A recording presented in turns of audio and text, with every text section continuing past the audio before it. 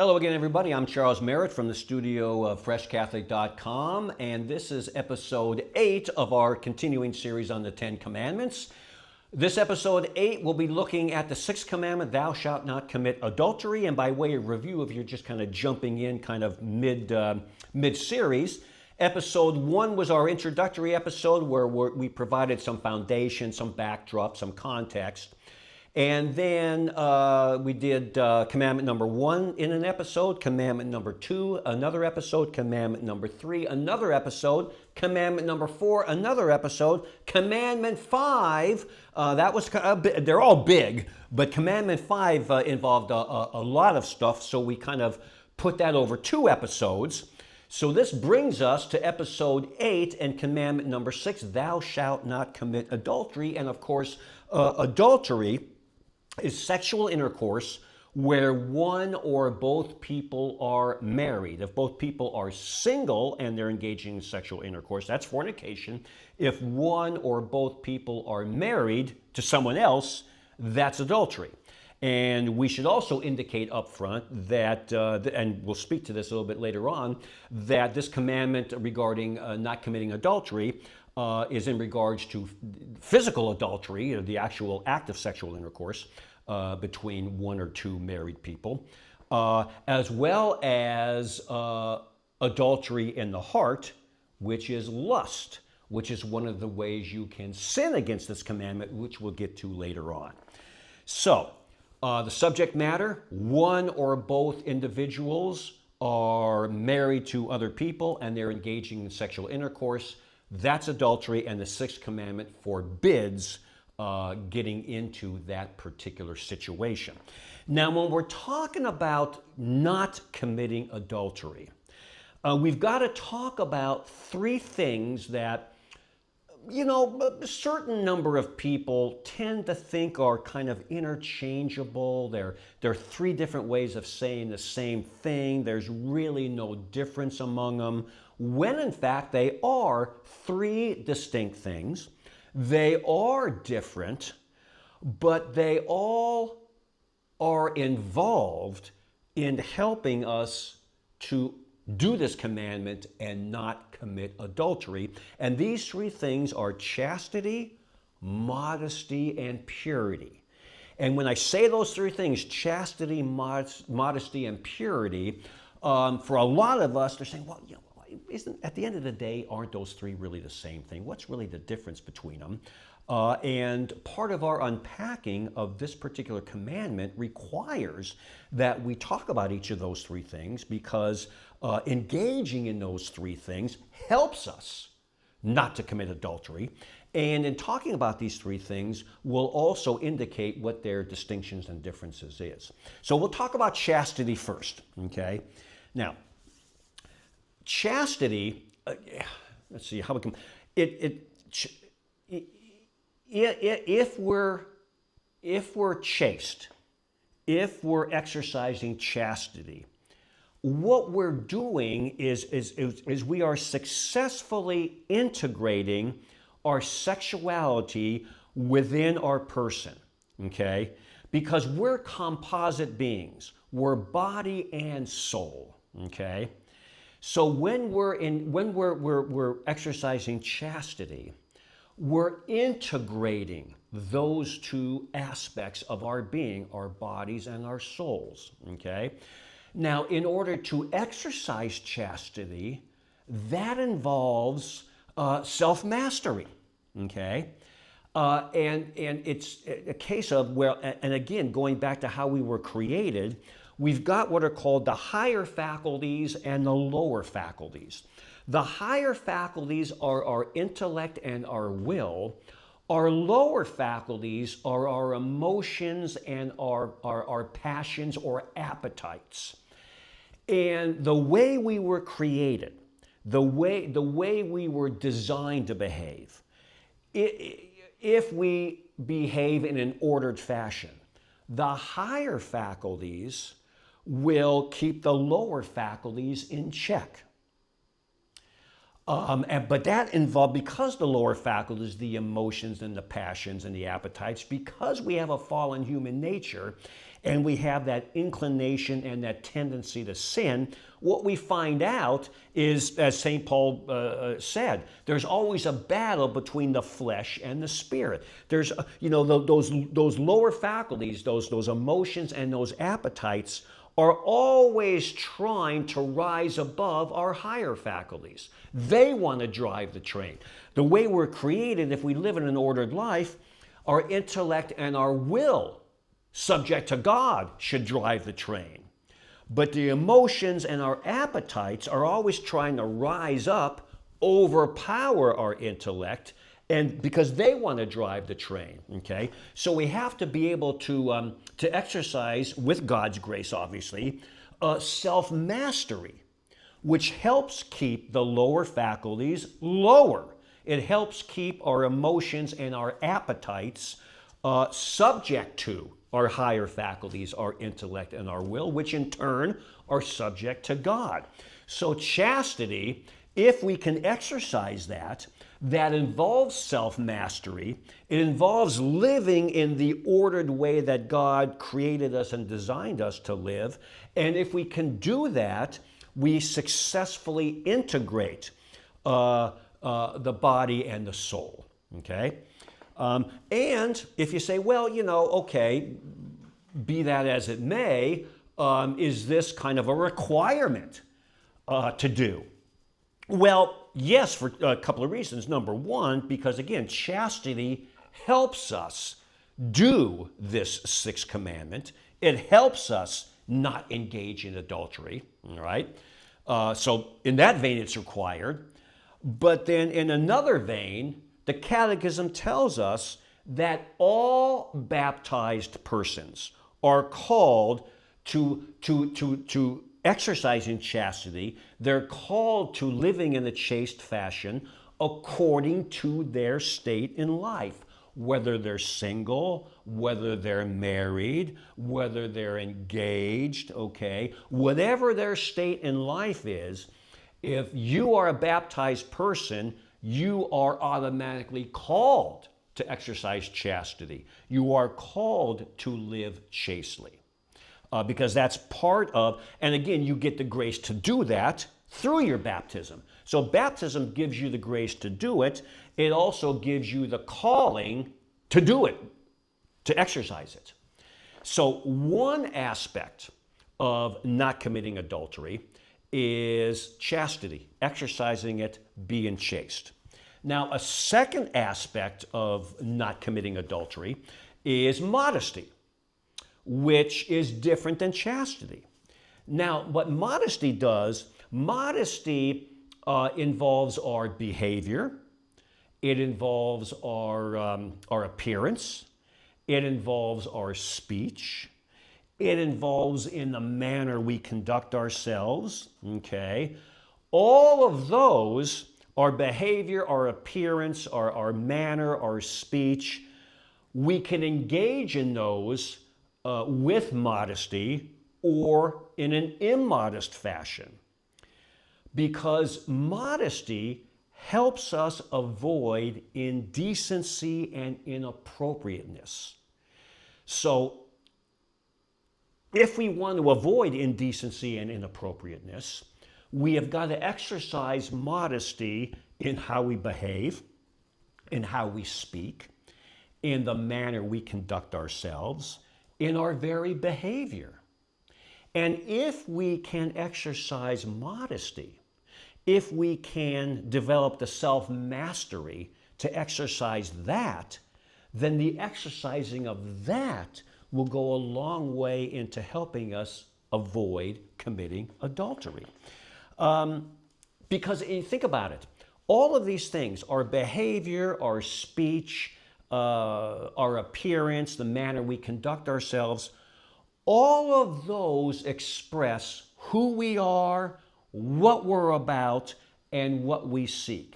So if you were to say, I wonder, what gauge, what window can I look through, so to speak, to figure out who Charles is, what he's all about, what he seeks? One window to learning those things about me is by listening to how I speak, watching how I behave, looking at how I appear, in clothing and whatnot, looking at the manner in which I conduct myself. All of those are indicators of who I am as a person, what I'm all about, what I'm seeking, right? Modesty also is a product of pure thinking, okay? In order to be modest and in order to be chaste, I've got to have a certain purity of mind, okay? Where I want to protect the intimate center of myself, okay? Because, modesty, that's what that does. Modesty protects the intimate center of a person, right? It keeps hidden and veiled what should be hidden and veiled. So we've got chastity, which involves self-mastery, living in an ordered way. We've got modesty, which involves self-mastery, living in an ordered way. And because both of those require a certain purity of mind and certain purity of heart, that brings us to the third thing that we want to exercise and develop that will help us not commit adultery, and that is purity. So we've got chastity, we've got modesty, and we've got purity. Now, in order to be chaste, and in order to be modest, in order to exercise chastity, and in order to exercise modesty, like we just indicated, we have to have purity. Purity of both mind and heart. We've got to conform our minds to Christ, and we've got to align our hearts with the will of Christ. So our minds have to be conformed to the mind of Christ. Our wills have to be conformed or aligned to the will of Christ. If our minds are aligned to the mind of Christ, well, that's purity of mind. If our hearts are aligned to the will of Christ, that's purity of heart. And if we've got purity of mind and purity of heart, that is part and parcel of us exercising chastity and modesty. And you might say, well, purity of heart. And again, when we say heart, we've got to think beyond that anatomical organ that pumps blood to our bodies and stuff, right? For the ancients, the heart was much more than just an anatomical organ. To the ancients, the heart was the very seat of your moral personality, your moral character. For the ancients, the heart was the source of your moral personality and your moral character. And Christ confirms and affirms this when he says that out of the heart come evil thoughts, murder, the last commandment we looked at, adultery, this commandment, fornication, okay? He also indicates the importance of purity of heart in the Sermon on the Mount, which starts out with those Beatitudes. And the sixth Beatitude is, blessed are the pure in heart, for they shall see God. So avoiding adultery requires chastity and modesty. Those in turn require purity of mind and purity of heart. Mind aligning ourselves with the mind of Christ, heart aligning ourselves with the heart, the will of Christ. Okay?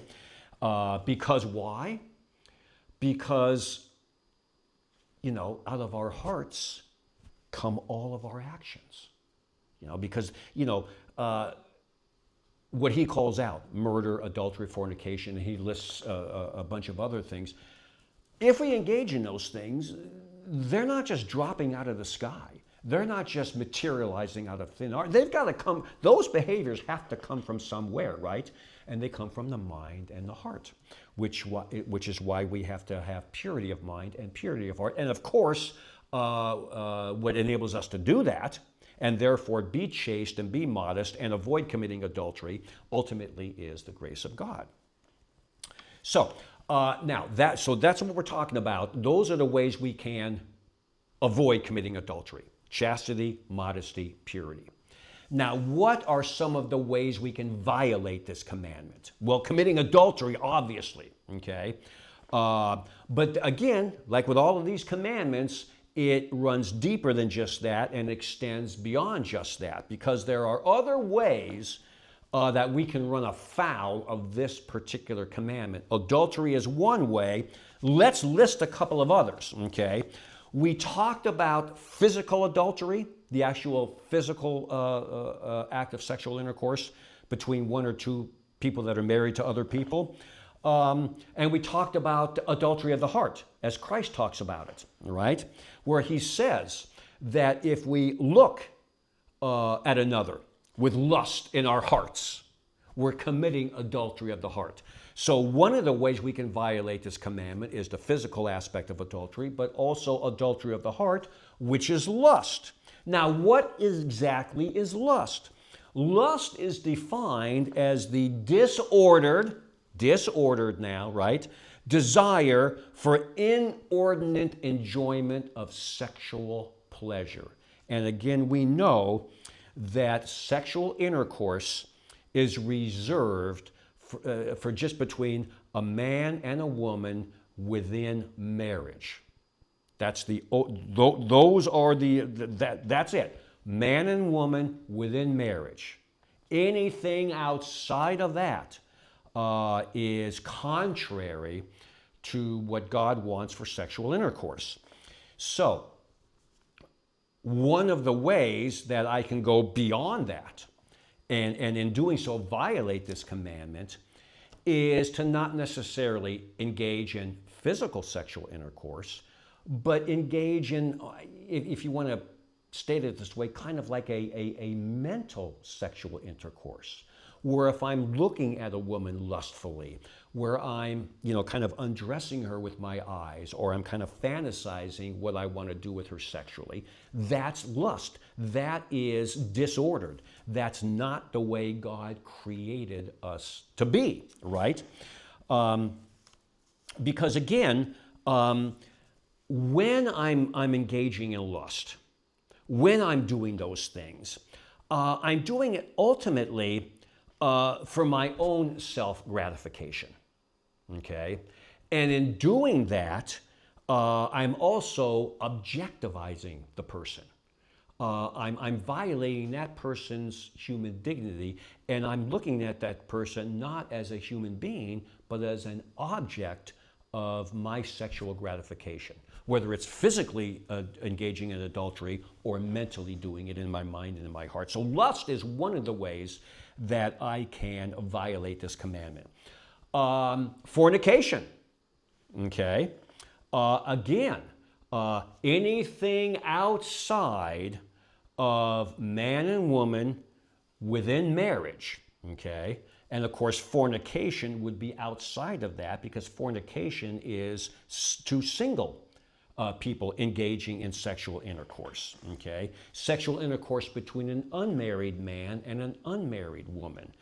That also is part and parcel of this particular commandment.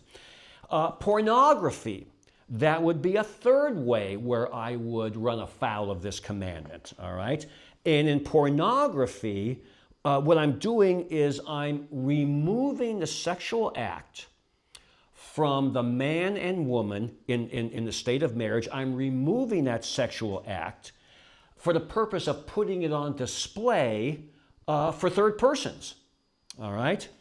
And, that does harm to not only the people involved, but to those viewing it and to the vendors that are financing it and putting it out there. Another way to run afoul of this commandment, prostitution, the performance of a sexual act for money, okay? Again, I'm taking it out of the confines in which the sexual act is designed to be exercised and to be engaged in between a man and a woman within marriage. Here, I'm taking it out of that context, number one, and for the purpose of making money, okay? Rape, obviously, is part and parcel of this commandment, okay? Because rape is defined as the forcible violation of the sexual intimacy of another person, okay?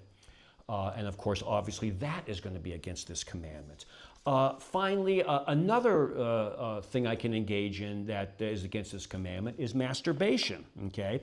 And in masturbation, that's the deliberate stimulation of the sexual organs to derive pleasure for myself. So masturbation is part and parcel of this commandment as well. So we know the things that help us obey this commandment and avoid adultery, whether it's physical or the mental kind of in the mind and the heart, those being chastity, modesty, and purity. And we've also covered the ways that I can sin against this commandment by certainly committing adultery physically and mentally, right, within the heart, but also through lust, fornication, pornography, prostitution, rape, and masturbation. So once again, we see that the commandment extends beyond just what's stated. It runs deeper than that, and it extends beyond that. So that's the sixth commandment: thou shalt not commit adultery. So we'll go ahead and wrap up this episode. And the next episode, we'll continue on our journey through the rest of the 10 Commandments with commandment number 7. But until that time, once again, thank you for supporting Fresh Catholic. Thank you for continuing to watch this series, if in fact you're doing so. And until the next episode where we do the 7th Commandment, I'm Charles Merritt. Take care and God bless.